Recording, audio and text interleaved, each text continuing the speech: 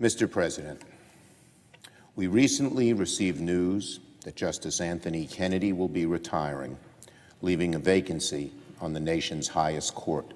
Anthony Kennedy has for a long time been considered the key swing vote on the 9-member Supreme Court bench.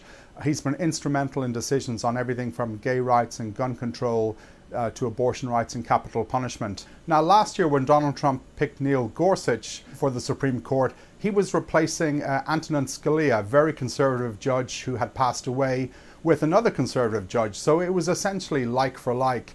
In this case, Donald Trump has an opportunity, a rare opportunity, to actually shift the balance of the court from a more split between liberal and conservatives to a strongly conservative bench.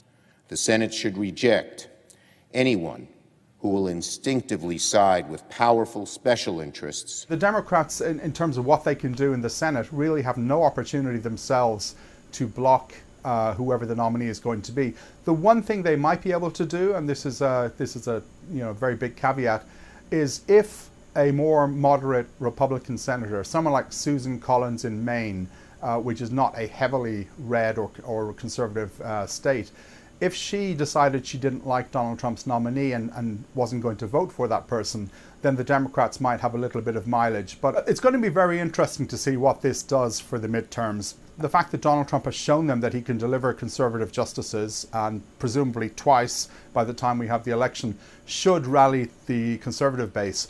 But it also poses a problem for Democrats. So there are 26 Democrats who are running for re-election, defending their Senate seats in November.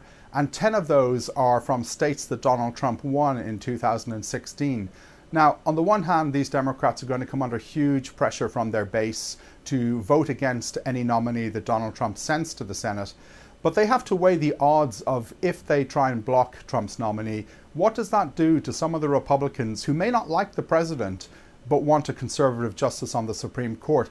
Will they lose the ability to pull some Donald Trump or some Republican swing voters into their camp and ensure that they get re-elected? And I think for all of those 10 senators, that's going to be something they're going to have to look at very closely between now and November 6th.